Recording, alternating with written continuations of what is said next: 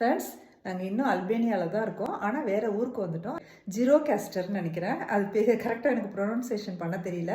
அங்கே தங்கியிருக்க ஏர்பிஎன்பி எப்படி இருக்குன்னு பார்க்குறீங்களா? சூப்பராக இருக்குங்க. இதுதான் என்ட்ரன்ஸ். இது உள்ள நுழைஞ்சோன்னு இருக்கிற ஹால். அடுத்தது இந்த பக்கம் ஒரு ரூம், இந்த பக்கம் ஒரு ரூம். நெக்ஸ்ட்டு முக்கியமாக பாருங்களேன், இங்கே ஒரு ஹால் சூப்பராக இருக்குங்க.